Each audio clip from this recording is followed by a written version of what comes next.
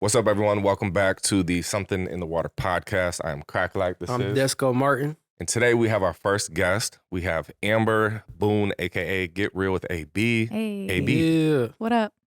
How are you? I'm good. How are you? Where did the name of the podcast come from? Look, I'm about to interview y'all. I said something in the water. Yeah, I dropped like a mixtape. It was called Something in the Water. Okay. So Cracka really liked that song. We were just kind of thinking of names with the podcast, and then we kind of just we're going down the list of things we liked from different varieties of categories, and my music came up, and he was like, "What's some song names?" And that was one of them. Got it. Okay. Yeah. Basically, just we like picking people's brains. Mm-hmm. And so it's like when you see people doing big shit, it's like, man, there's got to be something in the water. Yeah. There it is. Yeah. I like Let's that. get to the nitty gritty of it. Yeah. Got it. So we are going to pick your brain today. All right.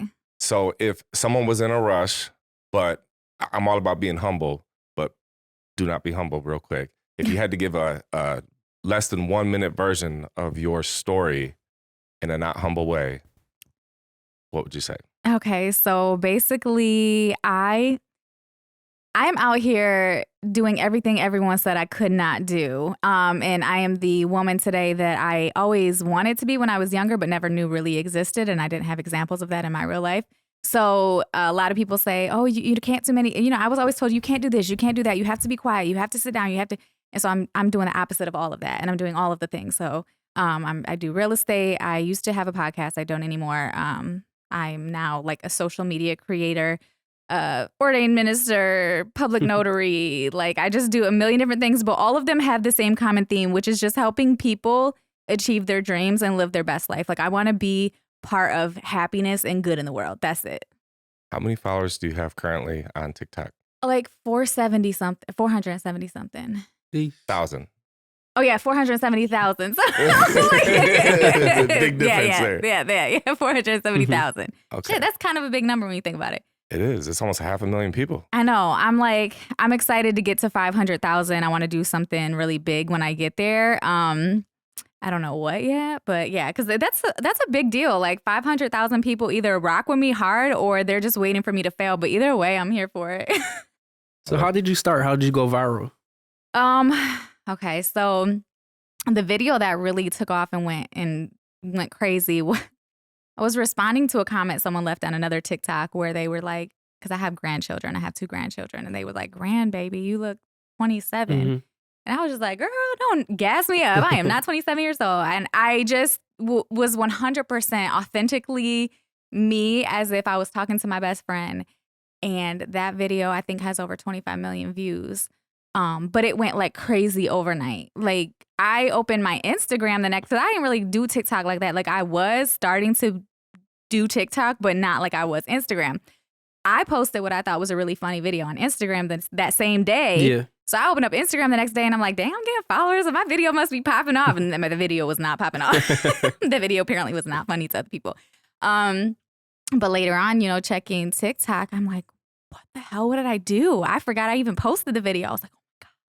So I'm looking, I'm like, my notifications were just, I would open the app, clear out the notifications, close the app, 2 seconds later, open it up, and it's like 99 plus. Close it out, 99 plus. That's it was crazy. Like, I could not keep up with it. It was insane. My follower count, the comments, the likes, everything was just insane. And then I was like, all right, I know how to do this, because I had went viral before. And then I was like, oops, that I didn't mean to go viral for that. How did you go viral before? Responding to a cheating, like what to do if your man cheats. And I was like, oh, girl, look, this is what you do. But then it went crazy viral. And I was like, I don't want to be known for that. I don't want to be that girl. So I was like, let me scale it back. But this time I was like, all right, this I can work with, because this is more, I can take this and make this what I'm all about, which is like helping people overcome adversity. So yeah, I was a young mom. Yeah, all the things. Now I can use this. And so then I implemented the strategy. I've worked in social media for 10 years and I've been trying to help other people develop themselves. Mm-hmm. So I was like, well, let me just do it on myself now. One thing that I love about you the most is you're very comfortable and you're very authentic. So to someone out there that might, they don't have the confidence that you currently show today, what advice would you give them? Just, I don't even know how else to say other than just do it. And I know that sounds way too simplistic. Shout to Nike.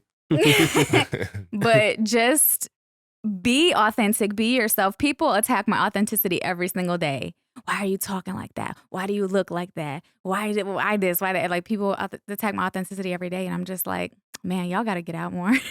But also, I have went through a lot my entire life, and so the negativity kind of fuels me. So it's like when people throw stones at me, I just take them motherfucker. Can I cuss? Yeah. Oh, I yeah. just take them and build a house. So the hate really does motivate me. But it's not easy. I know a lot of people, like, they comment on my videos like, thank you for your voice, because this is why I don't share my story. I'm scared of what people will say. I'm scared of people talking to me like that or saying these things to me. And I understand that, but I'm just like, I don't know. I've been dealing with it my whole life. What are you going to say to me that's going to hurt me? I'm not scared. Like, meet me at the flagpole, but you won't. So I'm just like, trying to be better these days.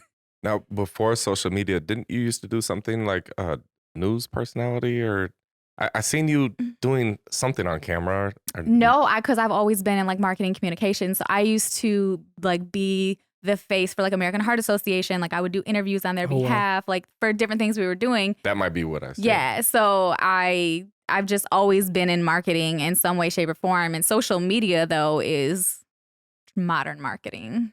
Why social media? What got you interested in social media? I was actually, when I was in college, my senior year of college, they came up with a social media program. And my advisor was like, if you want to swap out your electives for these social media courses, you can graduate with your degree and an undergraduate certification in social media. And I was like, I'm already on, Facebook and any shit anyway. So let me just go ahead and get credit for it and see what I can. And when I started taking those classes and learning about public relations, communications, marketing, social media, and the fact that you could use it for business, I was like, this is dope. And this was back in, 2012, 2013, where people were not using social media for business. And so I started reaching out to nonprofits and small businesses like, hey, I can help with your social media. Let me do it for free. Like, I just want to show you what I can do. Word got around. I ended up getting my first client that was like willing to pay me. Mm-hmm. And so I just started doing freelance work. And I have for 11 years now. I've been doing freelance work on the side of, no matter if I've worked a 9 to 5 or whatever I'm doing, I've always also been helping businesses grow their brands. So with social media, have you been able to generate money off going viral? Yeah. Anything like that? And how does that work? Year. Is it like AdSense money? Okay, there's so many different ways that you can make money. TikTok, I'm part of the Creativity Beta program, which formerly Creative Fund. So I get paid off of views and engagement and things like that. So there's monetary value to that. Brands not only pay me to post their products, but also I get commissions off of whatever products sell. I love that. Yeah. In addition to that, you can get money off of lives. I feel like and then the ads. So like when I have a video that's doing really well and a brand can pay to put their ad right behind my video and I get paid from that. Wow. And that's on TikTok. And then like on Meta, you get same thing, like Reels bonuses, you get engagement bonuses, like all of that. So are you offering any merchandise or services at all? No, not right now. I feel like I do want to do merch. And people have asked me for it. I do so many things. I literally have not taken the time and prioritized. I want to get into that. Yeah. So you do a lot of things. Yeah. List some of those. Okay, so I am a licensed realtor, so I do help, and I'm active. I practice real estate, but I also am a mentor for other realtors. So right now I have 3 mentees. So I work them through their program until they sell 3 houses, and they can kind of like go out on their own. So I mentor them. I also do social media. I'm a certified instructor for continuing education marketplace, which as a realtor you have to get so many continuing education credits per year to keep your license. And so I offer those classes. I teach realtors how to use social media to grow their business. Then I'm an ordained minister, so I do people's weddings and marry them. I'm married crack. That's crazy. I'm a public notary and a creator now, which I definitely consider that part of one of my things because I put a lot of time into it and I'm creating an income off of it. And then I still do social media consulting and things for small businesses, just whoever really.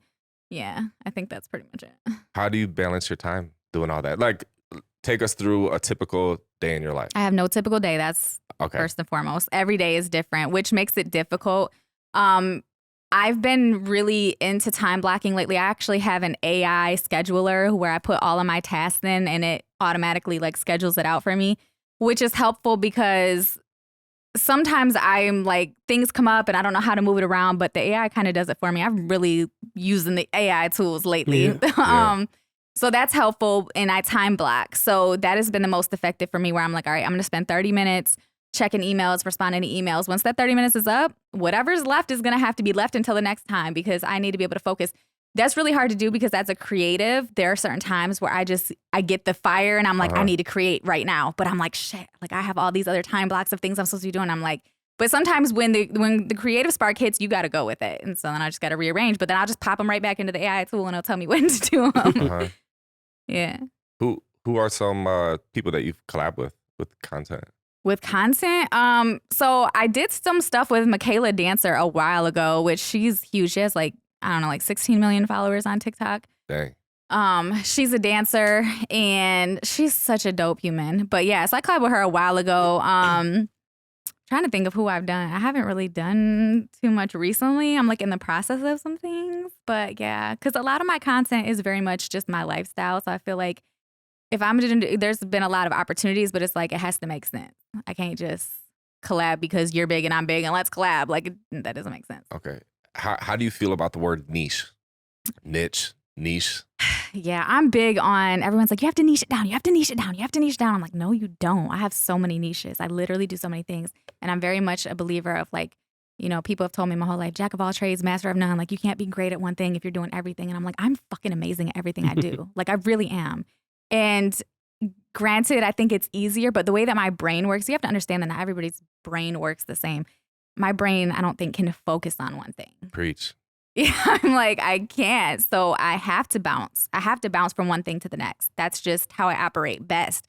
I operate best under pressure. I operate best when I have multiple things to do. I operate best knowing that when I'm done with this, if I'm not finding joy in it at the moment, I got something else like right after it. So I'm good. Yeah, because you do a lot of different things. Yeah. Name some of the things you do. I am a creative director for a company called Our Space 517. What else do I do? I own a clothing brand. We do this podcast now. Yep. I have a full-time 9-to-5 job as well that I'm not quitting for a little while. And then music artist. Yeah. Just do a bunch of different things. What I wanted to ask was, does you being a content creator help you sell homes? Yeah, it does. I don't talk a lot about my real estate. I don't ever do like real estate specific content for the most part, unless it's on my real estate page. Yeah. But outside of that, I just happen to mention it like day in the life of, I got to go check on one of my houses. And then people are like, oh my God, you're doing real estate. So it does help me. And it's been great. Actually, before I was even really growing my TikTok, that's how I got a lot of my content, or I'm sorry, a lot of my initial clients was they found me on Instagram. And it's amazing because I love when people find me on social, because then it's like, I know you already know what to expect like with the validation. me. Yeah. It gives you the upper hand in the position of power because like they discovered you. Yeah. And I hate when people ask for my number. I'd much rather be like, here's my Instagram. Because people are nosy, and I like that they can go to the Instagram and then get to know who I am and what I do just from scrolling a little bit. It's like, oh, he does this, and this. It gives me a better idea on what to expect from him. Absolutely. And I feel like I'm not for everybody, so I don't ever want people to have expectations of how things are going to be working with me, and then I disappoint them because I may be a little too much for them. So I'm like, just check out my TikTok, check out my Instagram, and then if you still want to work with me, holler. So long term, do you plan to kind of fuse those together at some point? Real estate and content? See, I think I'm going to always do real estate. Real estate is amazing financially. Like everybody should have their hand in real estate in some way, shape, or form. I feel like it's just a financially good choice. So I'm always going to do real estate, but I don't want it to be my job either. Like I want to live the life I'm living now. Like I want to wake up and be like, oh, I want to go to Egypt next week. What are the flights looking like? And just go and then work from Egypt or whatever. Like, and that's what I do now. So it's hard when you're representing a buyer. Seller's like, I want to go look at houses. And I'm like, oh, I'm sorry, I'm out of the country. And they're like, damn, this bitch is never around. Like, I don't want to be that. Like the clients that I have, I'm there for them. I'll answer my phone 24/7. So I say all that to say this, is that I plan on continuing to find ways to diversify my income in a digital way so that I don't have to be available all the time. So I don't plan on always practicing real estate in the way that I am now. Okay. And you said that you think everyone should have their hand in real estate in one way or another. Yeah. How does someone get started doing that? Depends on what you have. It depends on your you. route. Like, yeah. So How did my you get route. So started? I decided to become a realtor, and during the pandemic, because I was doing social media for other realtors, and I'm like, damn, I'm doing a lot of work for y'all. Like, y'all are selling houses right now. Meanwhile, the whole world is shut down. Nobody's making money. Some of my clients are backing off because their income is unstable. But the realtors are working. So I was like, let me go on ahead and get my real estate license. I can sell houses. How do you do that? So I actually took a Groupon class. It was like $100. And I took it. You had to take a 40-hour course. And so I did that. Then you practice for the state exam. I practiced for the state exam and studied for it. And Michigan notoriously has one of the most difficult real estate exams. And I failed it 4 times before I passed. Granted, I'm not a great test taker. I think in a normal world, I probably would only fail like twice. But my life at the time was particularly hectic. So I failed 4 times. And I was like, what? And the 4th time, I failed by 1 question. I was like, what the fuck? And you got to pay like $85 every time you take the test. Okay. So I was like, But the 5th time I passed, and then it was like, as soon as I passed, I was out there just like, okay. And then it's like, you have to sign with a brokerage, and you have to, you really have to interview them like you're about to work for them, but also you want to make sure that it makes sense for you. Mm-hmm. So you have to, I interviewed with like Keller Williams, Remax, EXP, a bunch of boutique brokerages. I eventually signed with EXP. And then I was like, okay, so like, how do I work now? Like, how do I sell a house? How do I, And so really your network, the first thing is you let all your friends and family know, hey, I'm doing real estate now. If you need to buy or sell your house or whatever. And your first few sales usually will come from your sphere of influence. So those people that you're already connected to. Thankfully, I have a large sphere of influence. So I had those people. And I also had a pretty steady understanding of how to use social media. And that's where my first clients came from. That's what I love about not having a niche and building a personal brand, because you can take it from one thing to another. And like you went with a new venture, real estate, mm-hmm. and then you capitalize on your social media, your personal brand. And then let's say a year from now, you want to sell lipstick. Like you have that brand that you've been building all these years, and you can announce anyone interested in lipstick. Bingo. Check it out. And everybody I've always worked with, I'm like, yeah, your business is cool. You're like, what you're trying to sell is cool, but you have to make people love you. Like, you have to show them you. If they love you, they will buy whatever you're selling. So your personal brand is way more important than your, business brand or professional brand. Also, people get confused and they don't like being confused. So if you're like, I do real estate, and then next week you do music, they're like, wait a minute, I thought you did real estate. I don't trust you. I'm not buying your music. You can't be a good musician because you do real estate. Like, people are very much like, fit in this box, because if you don't fit in the box, it confuses me and I don't know what the fuck to do with that. So if you're all over these boxes, people expect that from you. So people expect me to be all fucking over the place for the most part, unless they don't know me, and then they expect me to fit to a box. So how come you chose, was it EXP? Mm-hmm. Is it because is it more, I know that's kind of more independent based, right?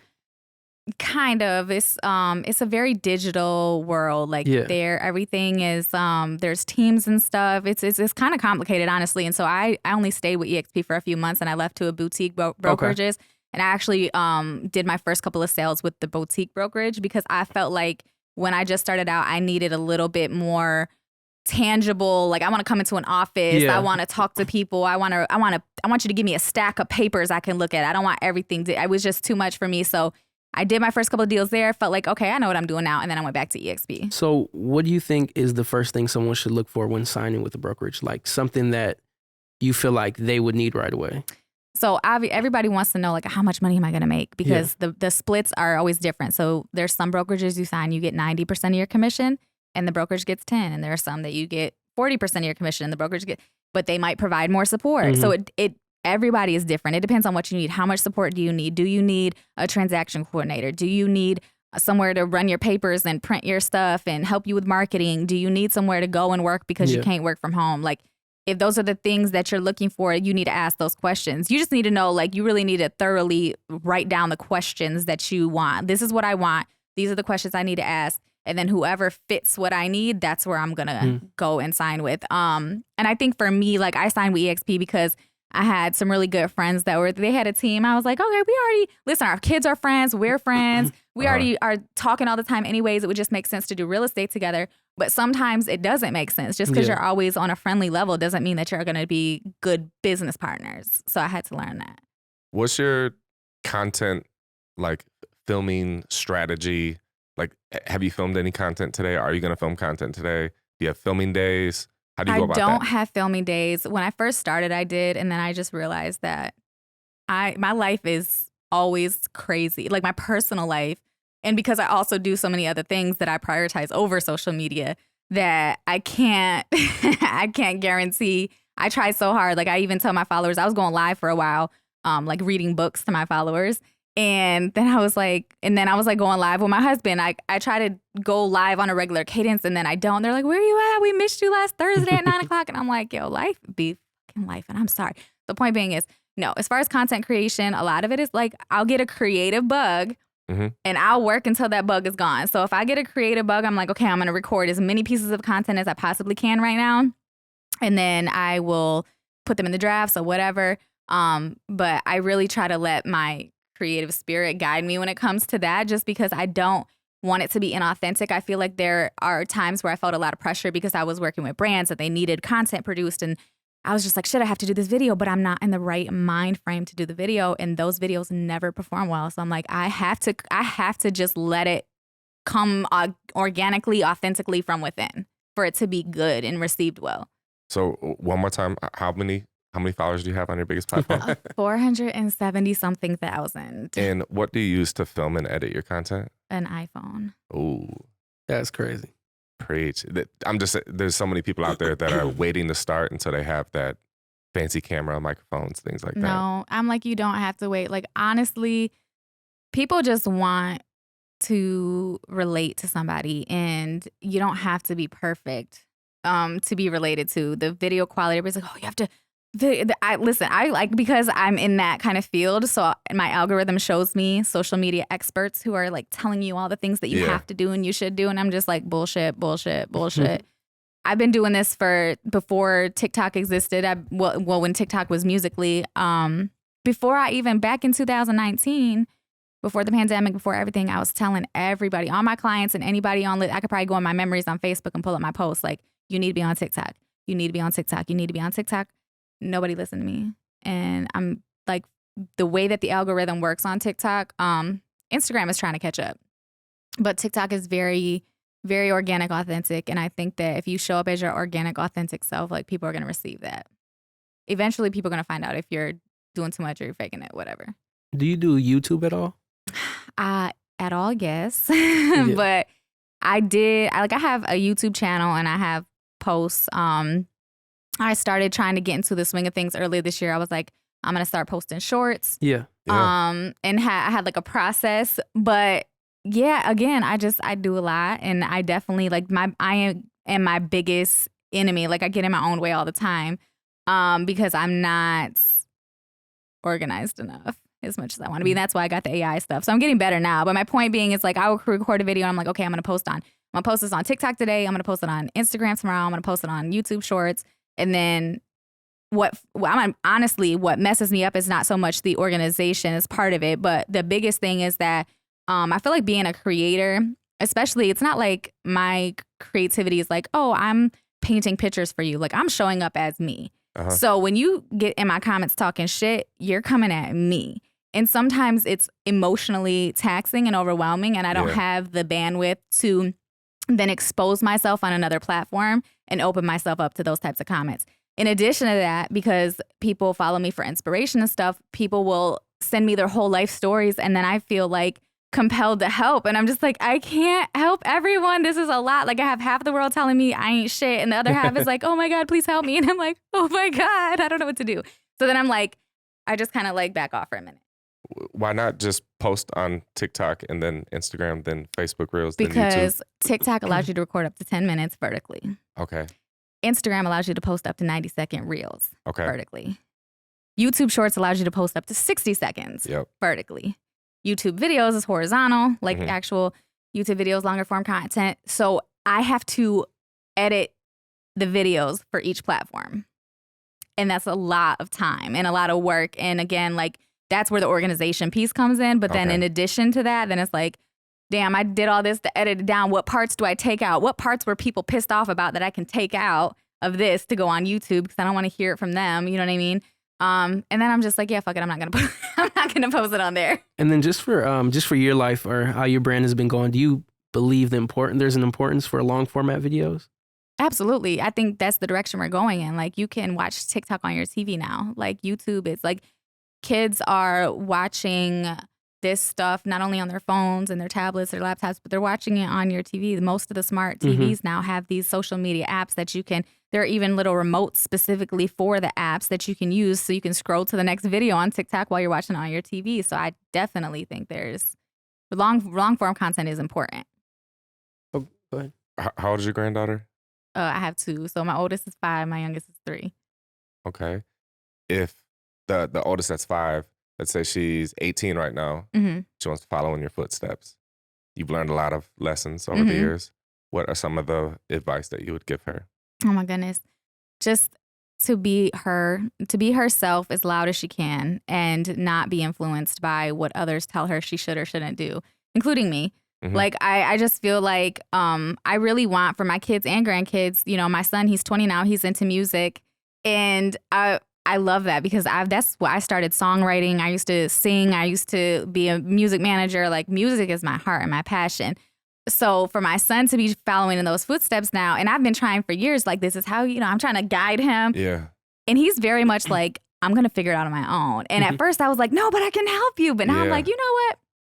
Go ahead. Because he's growing and he's coming into himself. I don't want him to be necessarily an extension of me. I love that he is, but I love that he's fully himself. So for him, for, you know, the rest of my kids and grandkids, it's like, just really be you. Like all those, I feel like when we're kids, we have these expansive imaginations and like the world is just so big and we're like, yeah, let's do this and let's put the blue with the green. And you're just like, there's no limitations on your imagination and you do it and you get excited and you're not scared to like jump up and down and do a cartwheel when you get a really cool gift or you see somebody you're excited. You're like, hi, Sam. Oh my God. Like you're just so full of life and energy. And then the older you get every year, it gets watered down and watered down and watered down. And by the time you get to an adult, you're just like this sliver of a version of your truth self. And I want everybody, not just my kids and grands, but I just want you to be fully you. Like just be excited. Don't everybody, you're too loud.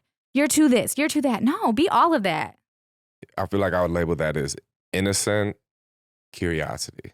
Absolutely. I think that, like when I ask my parents about me, like just to learn more about myself, I'm obsessed with that.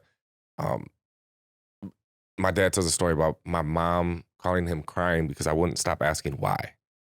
It was like, you got to do this. And I said, why?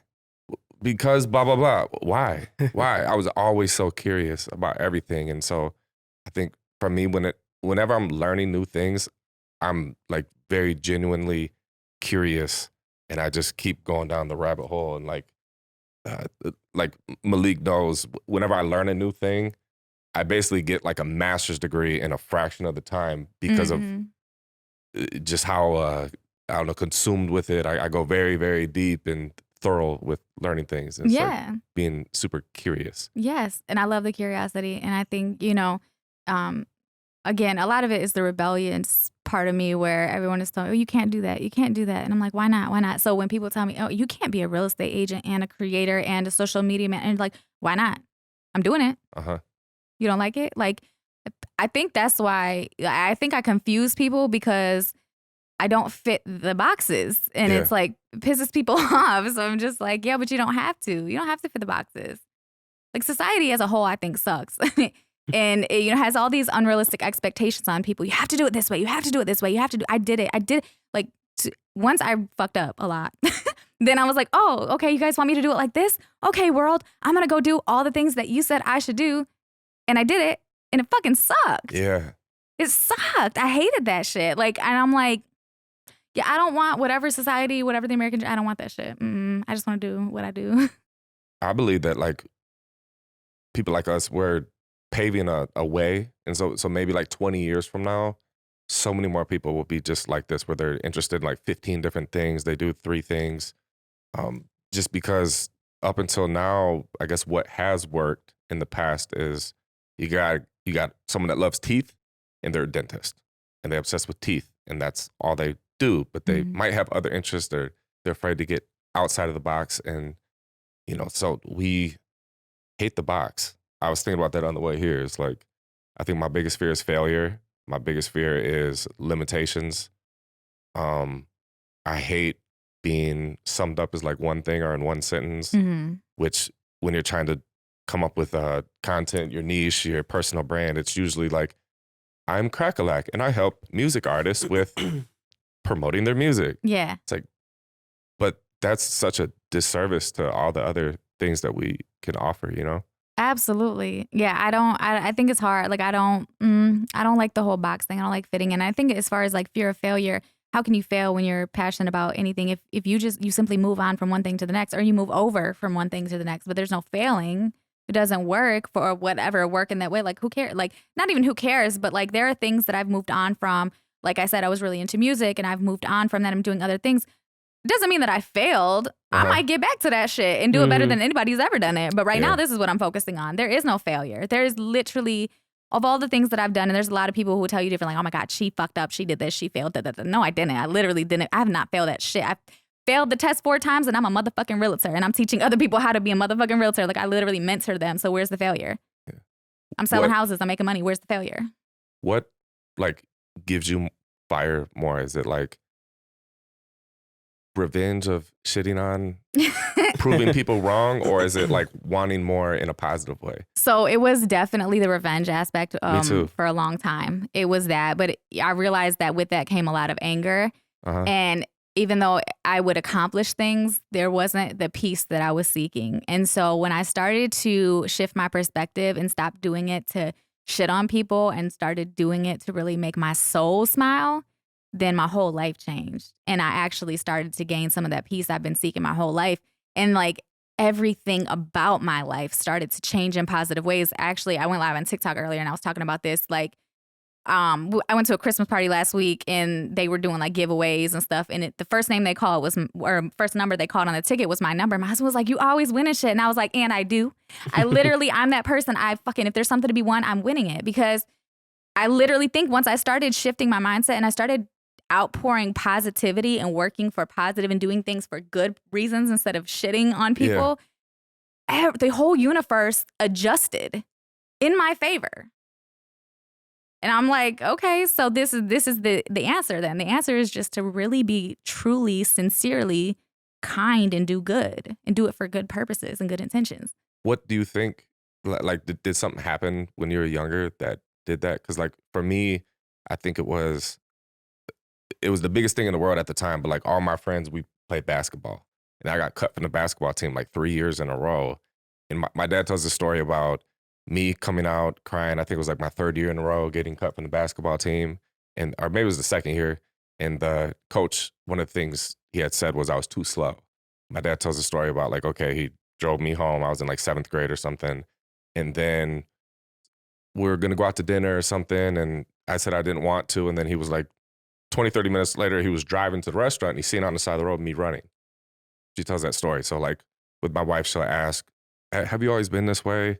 And I think I'm bringing this up because that fire to like prove people wrong or like you can't do this, it has to come from somewhere. So I think with me, a lot of my like that, I don't know if it's so much anger, but it's like this passion to do what they said you couldn't do. Yeah. So was there something that happened with you when you were younger? So I didn't have a good upbringing. I was sexually abused when I was very young, and I I said what happened. I was like, yo, this happened. I don't know exactly why it's wrong. I just know the shit didn't feel right. Like it wasn't right. Went to court, testified, he was convicted, and nothing really happened. Like nothing changed. The whole world went on as if it didn't happen, and I was still put in the presence of this person on a regular basis. And it was like inside, I'm like screaming like, what the fuck? Like none of this makes sense. Like this person hurt me. Why are you putting me in front of them again and again and again? And I felt like nobody was listening. And then I was the bad kid. Oh, she's bad. She's acting out. But I was smart as fuck. I was so smart. I always got good grades. Like I could take a test and I was super smart. I was gifted and talented, honors classes, like all of the things. but bad as shit. Always in the principal's office, always fighting and everything. And I think it was because like whatever this thing inside of me like was smart and curious and had all these things, but then the whole world was not listening, I guess. And so my biggest thing was really a point of, you're going to hear me. Ooh, you're going to see me. I think that's what it is. Mm-hmm. You're going to hear me. You're going to see me. And to this day, still, I'm like, I am the voice for all those other little Ambers out there that was silenced. Shh, don't talk about that. Don't do that. Don't sit down, you know, and just accept this shit life you were given. And just accept that you'll never be anything more than what's right here in front of you. I didn't know anybody who graduated college, owned a business, lived in a nice house, like anything. The older I got, I would see that on TV, and then maybe I'd have friends at school and I would go to their house and I'm like, oh, this is nice. Oh, you know what I mean? Like stuff like that. And I'm like, okay, so I'm going to do this. Like, I'm going to do this. I'm not going to be the same as my mom. I'm not going to be the same, a product of my environment. But when you're a kid, you don't have all the knowledge, the tools, the resources to not be a product of your environment. You got to fucking learn and fight your way out. And I did. I had a kid at 14. I had 2 by 17. I had to fight my fucking way out of that shit because oops. I just kept, you know, tripping over my own feet. But then it's like, now that I'm an adult and I've done the self-work and I've gone through therapy and I've figured shit out, I'm like, oh, I'm unstoppable. Y'all ain't going to shut me up now. You're a rebellion. Absolutely. Oh, for sure. For sure. I guess the stigma of having kids at such a young age, you obviously were aware of that and you're like, that's not going to be me. Yeah, no, I never planned on having kids that young. Like that was never, ever. But it was like, but once I was pregnant, I was like, oh shit, okay, well, I'm going to take care of it. I'm going to own up to my responsibilities. Like, you know, people say I can't do it. I'm going to do it. And then I did. And then it was like, oh, but the world says you are a whore if you have multiple baby dads, and you're a whore if you're not with the father of your child. So I was like, okay, well, we got to get married then, you know? So we got married, and then I was like, well, fuck it, we married now. I'm working full time, I'm handling business. We're adults. If it happens, it happens, and it happened. And so then it's like, shit. But then it was like, by that time, the relationship was horrible. It was abusive. He was just a really bad person to me and my kids. So I was like, damn, now I'm going to be a whore. Now I'm going to be a whore because I'm not going to be with my husband. And, you know, it's like the thing that kept me in that marriage the longest was the fact that I didn't want people to think I was promiscuous. I was like, dude, I've been with one person my whole life. But eventually I was like, yeah, I have to leave. Like, if I'm a whore, I'm a whore. But I'm not going to stay with a person who's beating my ass every day. So I left. And then that was the beginning of me like, oh, shit, I can't do this. I just left him. He told me our whole relationship, nobody would ever want me. You got 2 kids, you 19 years old, nobody's gonna fucking want you. You're used up, you're washed up, you ain't shit, you ain't attractive, you ain't got no body, you ruined it with having kids, all the things. And I was like, I believed it for a long time. When I left him, and I was like, I can do this shit without you. Oh, that was the beginning of like me realizing that I can do hard things by myself. And then how do you manage stress? Like when you left them or when you got out of your relationship, how did you manage all those thoughts and then still being a mom at the same time and then going into the role of your career? I mean, it sounds cliche, but honestly, my kids were, I wanted to give them a better life than I had. I wanted them to see better. I wanted them to do better. And so I fucked up a lot. I made, I tripped over my own feet a lot, but I always tried to protect them from it. And sometimes I did a great job and sometimes I didn't. But I really tried. And, as they got older, like I did provide them with that life. That's when I came into that, I achieved the American dream and I got a college degree and I live in the suburbs and I bought a nice ass house and at 25 or 26 or whatever. And like my kids are going to this nice ass school. I did all the things and it was fucking whack. Like it was really whack. And I was just like, yeah, this ain't it. So then my kids had to watch me go through this development of myself. So I didn't start learning who I was until they were in their teenage years. And I'm like, my whole life has been spent dedicated to doing what society told me I should do to raise y'all right. And I did. And I have no idea who I am. And so as far as like managing the stress and stuff, there was no management of stress. It was just eyes on the prize, focus, get it done, get your degree, get the house, get the career, like do this, pay the bill, like just do all the things. It was just pure focus. And I didn't ever have to deal with those. So in my like mid to late 20s, that's when I started to have to unpack everything and deal with all the things. And that's when I started discovering myself and realizing like I have to actually acknowledge the trauma. I have to acknowledge the stress. I have to acknowledge the shit is hard. And so it was just a lot of self-work, a lot of meditating, a lot of sitting there thinking to myself, a lot of, reading books and learning about other people who have overcome different things. And there was a lot of therapy, a lot of different therapists. That's good. Yeah. What are some tools that helped you find out like who you are? So some tools that helped me find out who I am is it's really all internal. So I started to pay attention to how I was feeling, which sounds really like, but seriously, I don't know if you've ever had, like, I have this happen a lot. I never used to before, but when you're just like driving in the car or you're just walking in a store or something, you just realize you're happy. Like it just hits you. You're like, holy shit, I'm happy. Why am I happy?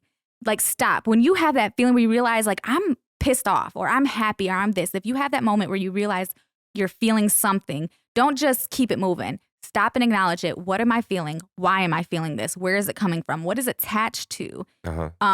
And how do I get this feeling more often if it's a good feeling? And that's what I started doing. So the moments that I realized I'm like fucking sitting in my car, like just smiling for no reason. I'm like, bitch, what are you doing? Why are you smiling like this? What is this attached to?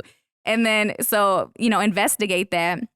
And then I'm like, okay, so let me try to do this, whatever this is, whatever I feel like this is attached to, do that more often and see if it makes me feel the same way. And it did.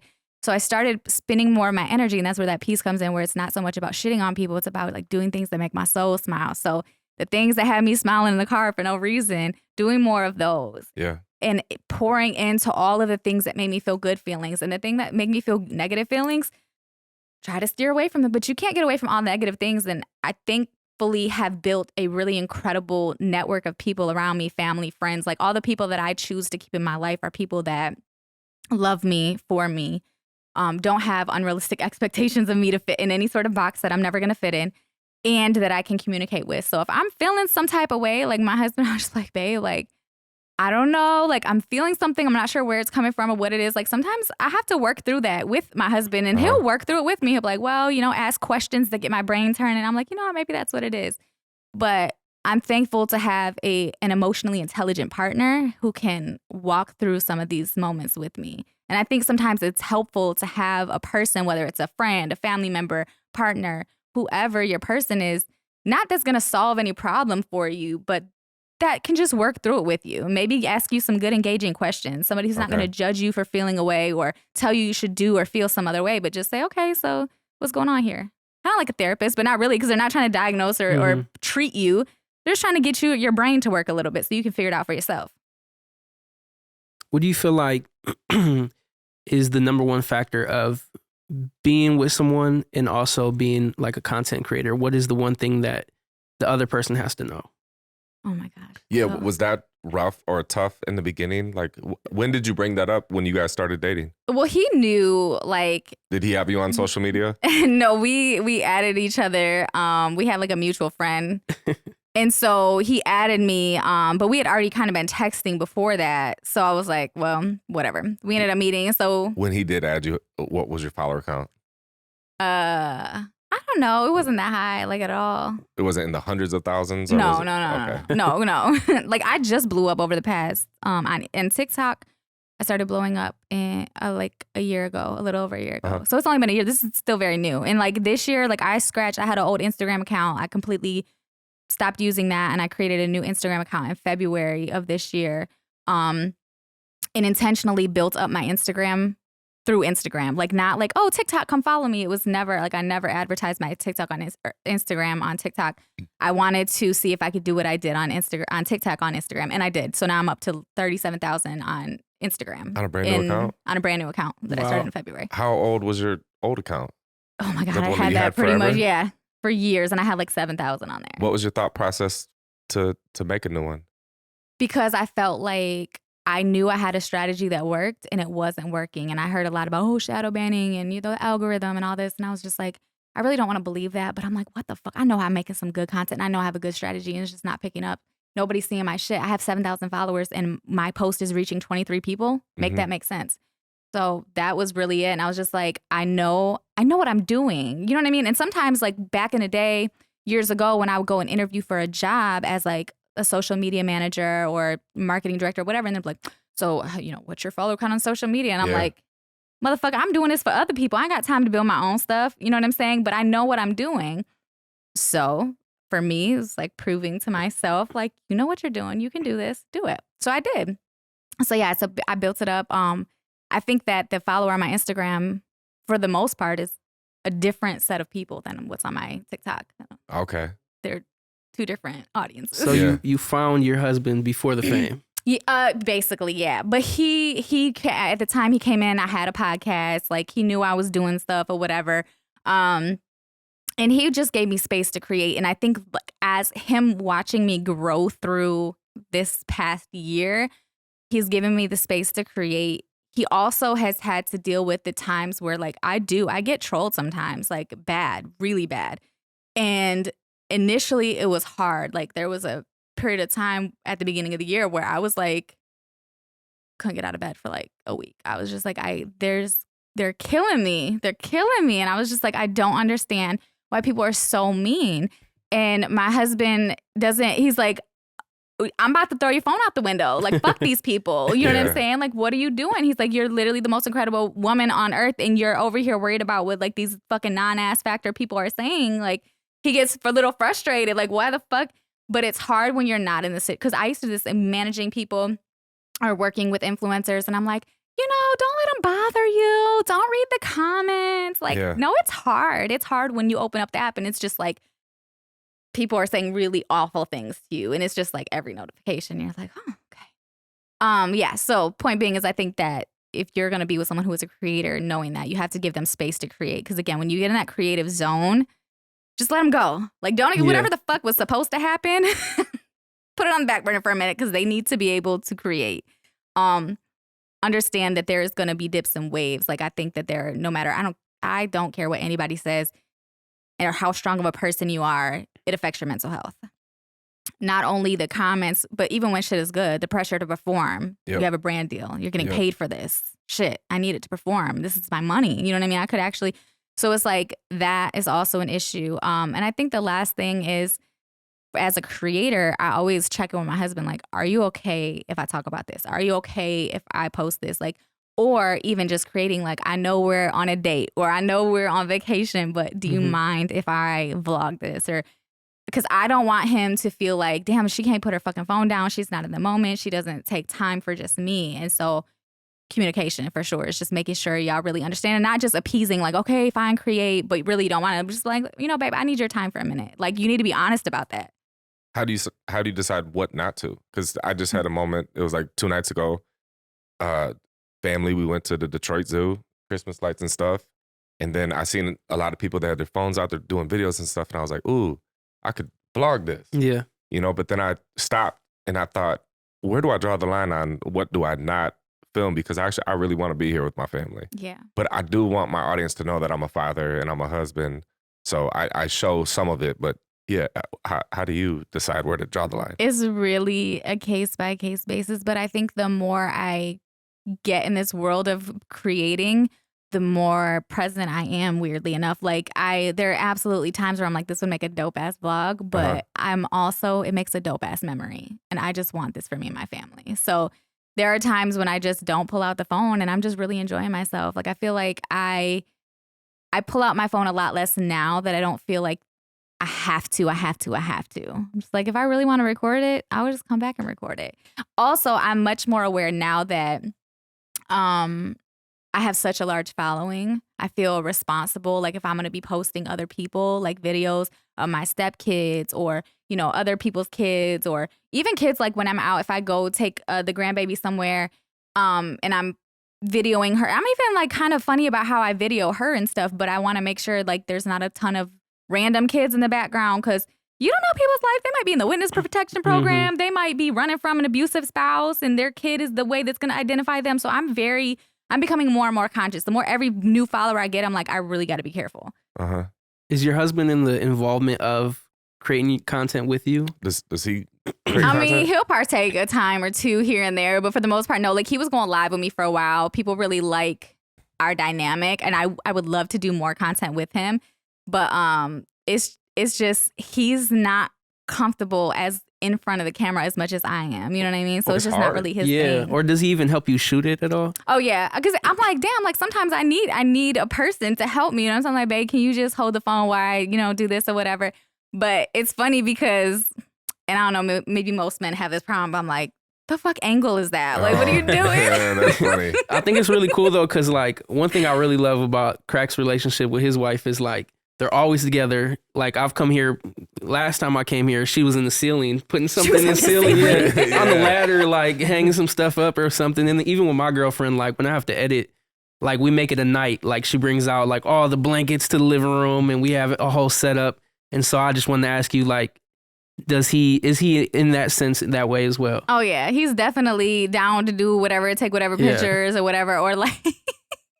So he had COVID recently, and I was like, I had got this heating pad that I had to do like a little video for or whatever, and I was like, babe. Well, he had really bad body aches, and I was just like, oh shit, I forgot I got this heating pad. I was like, here, I had never opened it, didn't do the video yet, nothing. I was just like, let me open it real quick or whatever and let you use it. And I was like, gave it to him. And I wasn't even really thinking so much about concept that he was like, oh my God, this heating pad helped so much. I was like, wait. I was like, can you say that one more time? Is that okay if I record you right now? And he was like, are you serious? I was like, I am. I was like, I'm sorry. It's like, okay. But I was like, that was so authentic. Like, it really helped. So I was like, I just want to get that on camera. So like, yeah, he's definitely down for the cause, like whatever is necessary. But I try to be mindful and respectful and all the things because it's not for everybody. It is not for everybody. What advice would you give to someone out there and they're in a relationship and maybe their partner looks at what they're doing as kind of like wasting time? What advice would you give them? I feel like you have to respect it. Like if you would respect your partner if they were pursuing architecture or art, like painting or music or whatever, you need to.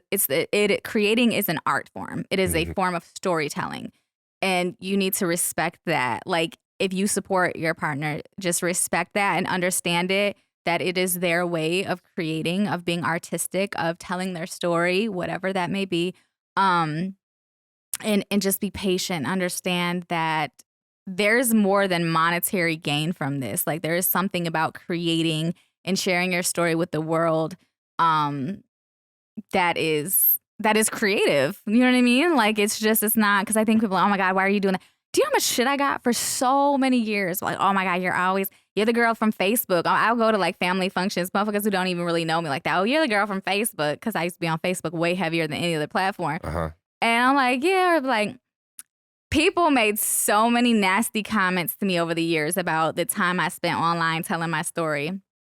And now everybody's like, oh my God, that's so cool.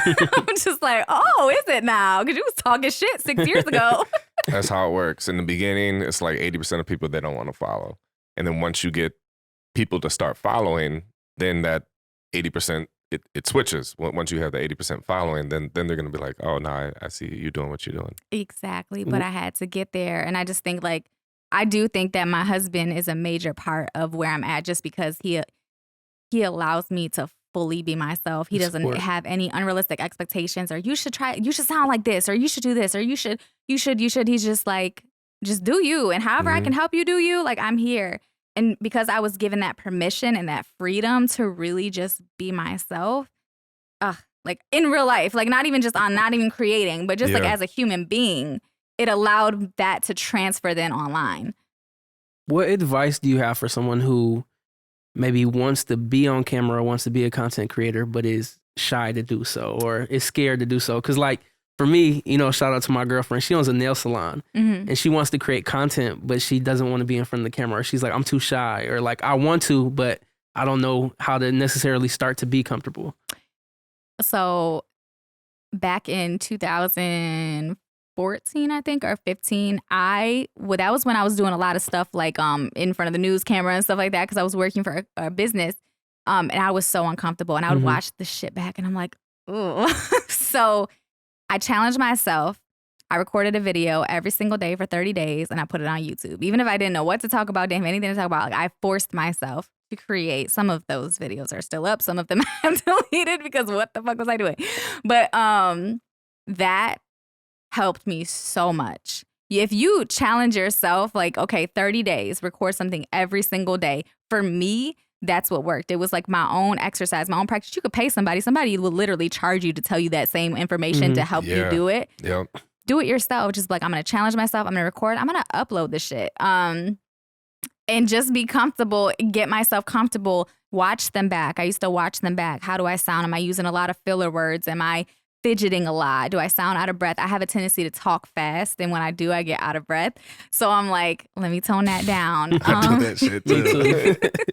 So I'm like, okay, I need to slow down. And I just started paying attention to that. And then also, because I do a lot of talking in front of the camera, like, I'm sure your girl could just show her actually working and not speak if she doesn't want to. For me, I knew a lot of what I would be doing would be speaking. So I joined Toastmasters, which is a national or a worldwide public speaking group. And so I joined Toastmasters, and you meet every week and you have to do all these different types of speeches. And there's these workbooks that you work through and you graduate and move on to the next level, whatever. And I did all of that so I could work on my delivery and the efficacy of the story. Like, did you understand what I was saying? Am I using a lot of filler words? And that helped me a lot as well. So it was like all these things. At the time, I didn't know that all of these pieces of the pie would come together to make what I am today. Mm-hmm. But I just knew they were important to what I wanted to be able to do. Mm-hmm. Well, I challenge everyone watching this right now to start a 30-day challenge. For sure. I challenge you, motherfucker. I'm about to. Myself. Yeah. What would be something that you would want to challenge yourself for 30 days? So my thing is, like, I need to go live more. So I would challenge myself for 30 days to go live every single day. Damn, oh my God, are we doing this? Yeah, look, it's for this real. is it. It's for real. I'm thinking of mine right now. What do I have to do? I'll say posting on all platforms every single day for 30 days straight. Yeah. Absolutely. All right. Let's do it. What Yeah. about come on, man. I would say the same. Let's say the same. Posting. 30 days. I'm going to go live every day for 30 days. And come the new year, I'm going to diversify even more to make sure, like, I'm creating on YouTube more, because I think there's even more money in YouTube than what there is on Meta. Wait, when does it start? When does it start? Tomorrow? Tomorrow. Yeah, all right. Okay. Hell yeah. Good shit. I like it. I like how you were talking about there's so much more that you get out of creating than just like the monetary side of things. Mm-hmm. So my bad. I went blank. Filling your cup is one thing for me, but then also there's so much like self-improvement that comes from it. Like you were saying, seeing yourself on camera, I think I've gotten a lot better, and I'm going to continue to get better and better and better and better and better over time. But when I watch my YouTube videos, even from like 3 years ago, and then 3 years before that, and 3 years before that, bro, we were watching a video. I think it was like my 2018 or 2019. I would do these yearly recaps where I would just kind of, now's the perfect time. So everyone in the audience, I like to give free game in actual like action steps. Yes. We're at the end of the year. I challenge everyone out there to sit down in front of the camera and just kind of go over everything that you did this year. Mm-hmm. Because that's something that I do every year. But yeah, we were watching my video from like maybe 4 or 5 years ago. I said, you were filming it. I sound like a thug. It was crazy. I feel like I sound much more proper, which I'm still whatever. I was filming it. That's funny. But yeah, you were there, and I was just talking. I was like, I shot a video with so-and-so. Shout out to blah, blah, blah. Yeah. I went to Atlanta. Yeah. But it's just crazy, like the personal growth that you get, your confidence, all the skills that come with it outside of, yes, and you could make some money doing this too. Yeah, for sure. Definitely a lot of self-growth. It's funny that you say that, because like the way that I talk is a big topic of conversation online. And I too, I guess, sound ghetto to some people still, but I think like, I'm like, motherfucker. Like, y'all have no idea how I used to sound, okay? Like, I made a lot of improvement. But my ex-husband was very much like, button up, like, you should speak properly, you should da-da-da-da. So it's funny because when I watch my YouTube videos from when I was with him, this poor girl was like straight hood and like, but I was trying so hard to be like, I would have to show you. It's like really bad though. When I watch it back, I'm like, girl, you were trying so hard, because I was just like, so today we're going to be talking about, but it was like, I was trying to enunciate every single word properly. And oh God, it's cringy to watch now, but I'm just like, I feel like I've found my place. Like, I am who I am. I don't think that at this point there's anything that I could do that changed the way that I speak that's going to satisfy everyone. I think that, you know, I'm educated and professional. I feel like I speak properly. I think I enunciate and I'm articulate and all of the things. But, you know, I'm not. We're grown now. Yeah. We're not kids. When you're a kid, you talk like a kid. You use slang. You have more, you know, attitude to you and all that. We're grown. We're a little bit more refined. There's some relationship free game that you gave there because, like, past relationship, not good, not happy, didn't accept you for who you were. Yeah.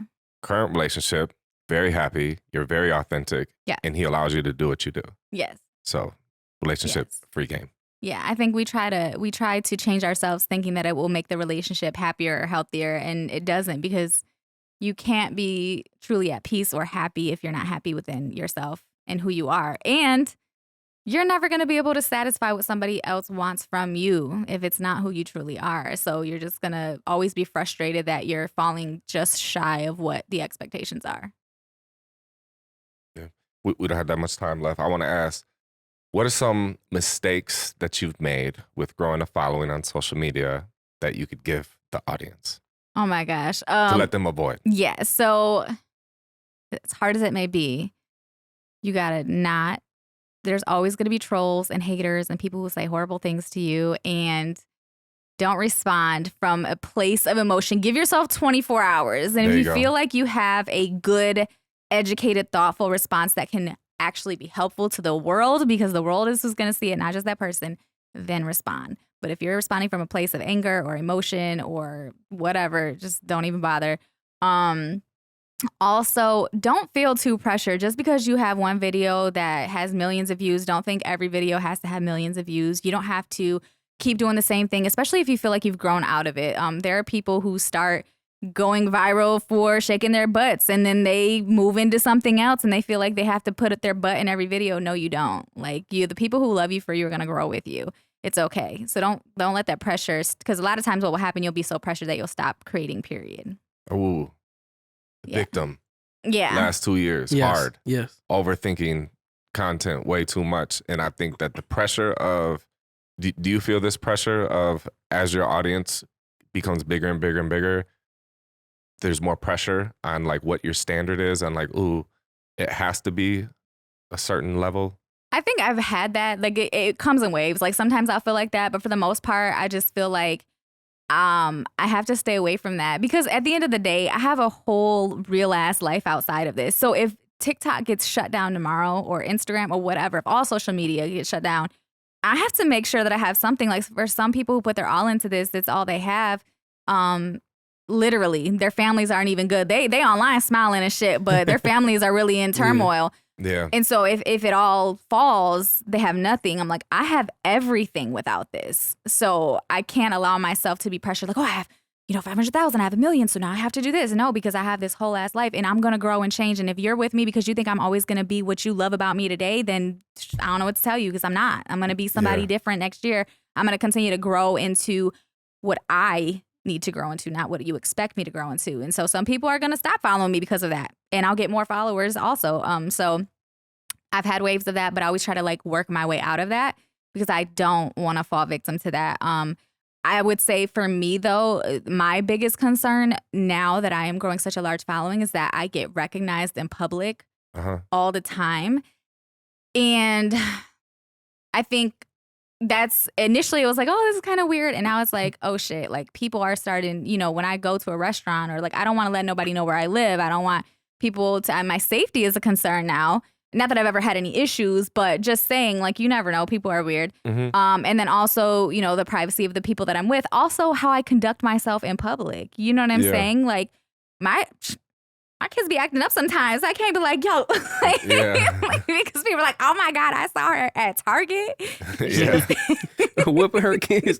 Yeah, but like I don't, like I'm authentic, so how I show up online. But yeah, but I'm not gonna do a video of me cutting into my child. You know what I'm saying?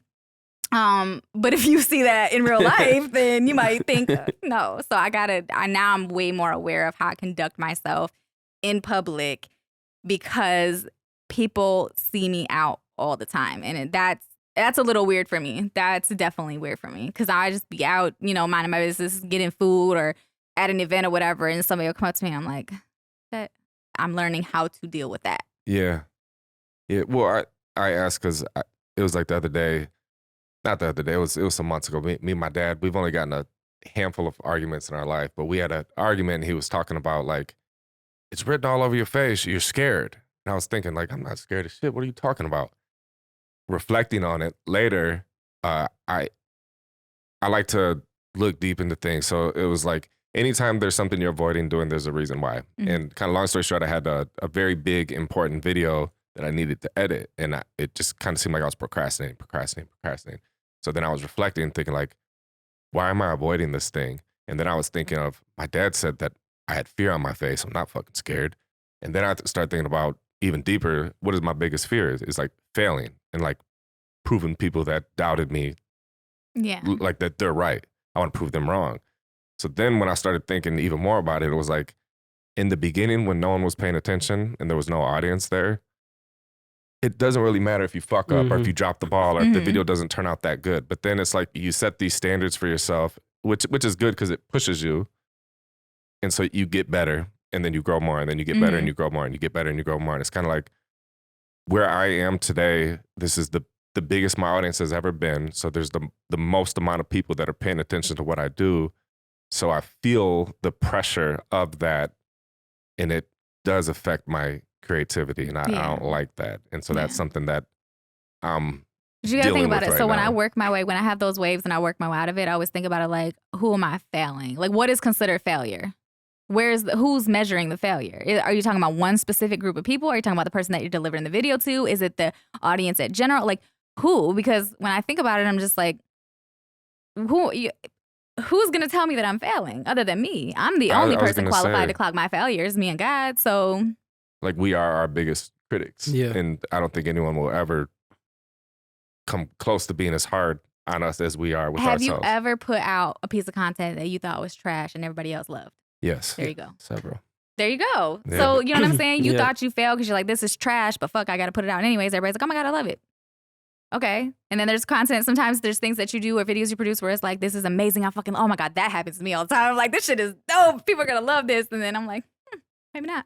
I'd say 90% of the content that I feel like this is a banger doesn't do anything. And then it's like the content that's just like, let's just do this real quick. Yeah. Nothing. Boom. It happened, not millions of views, but like, I think there's a term that I like to say a lot is viral for me.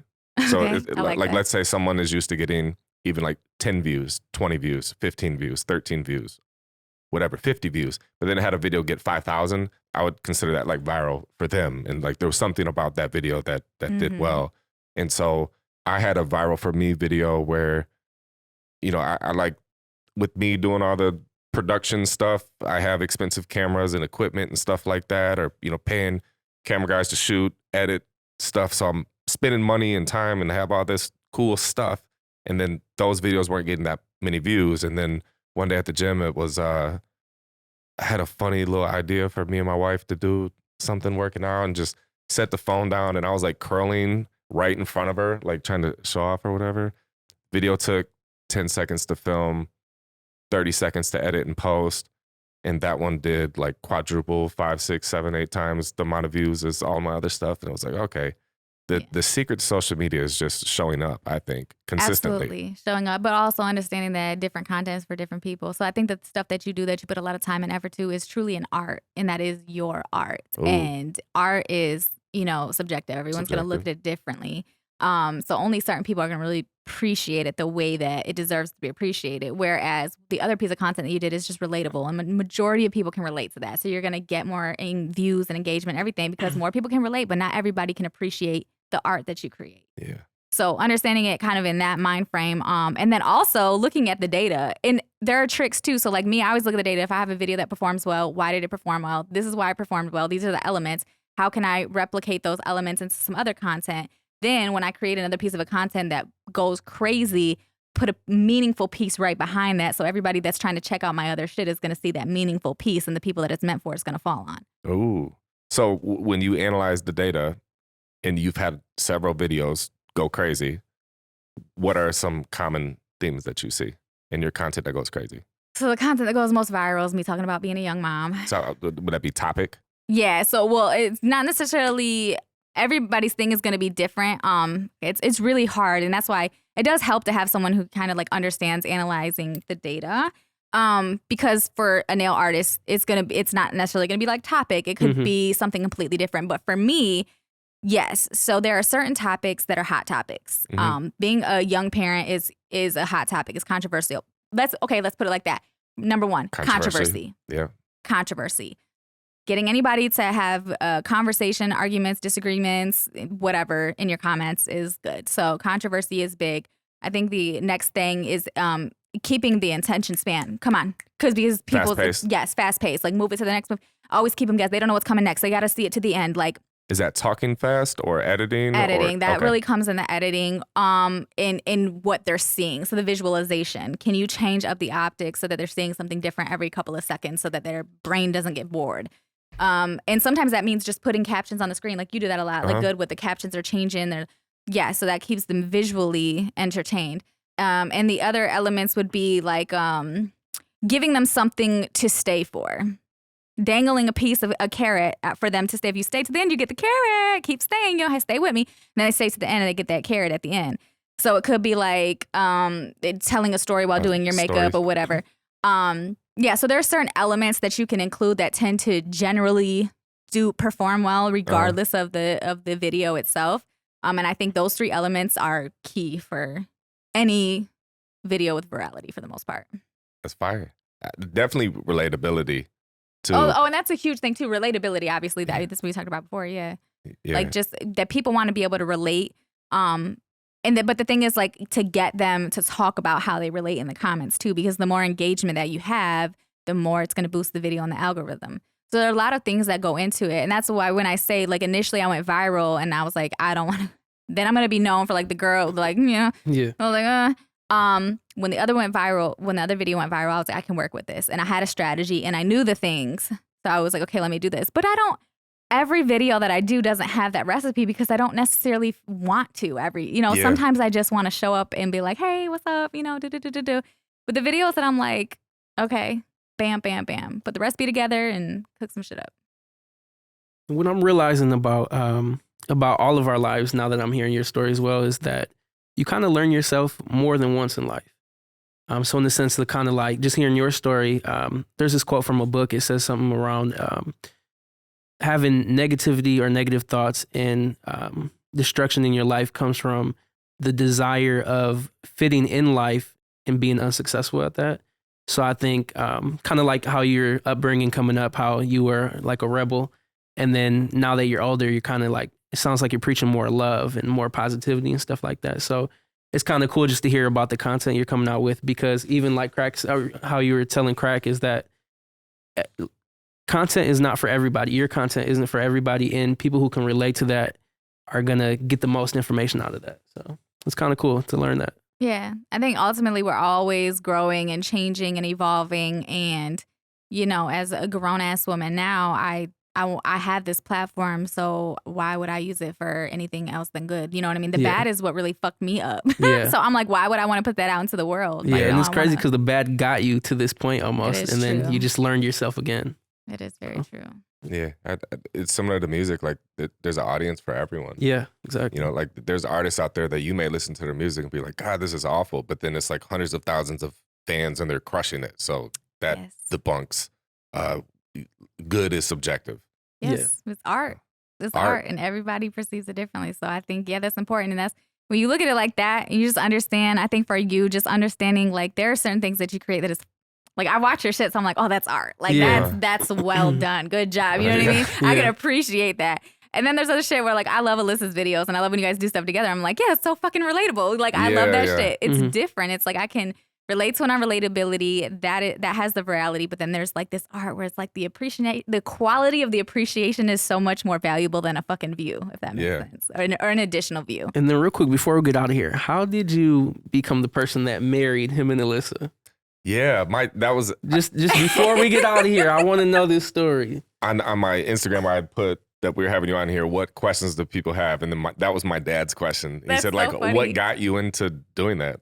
So whatever it's called, but like where you marry people. So wedding officiation. I'm technically an ordained minister, so technically I can do like funerals, weddings, like all that. Wow. But I don't want to do funerals.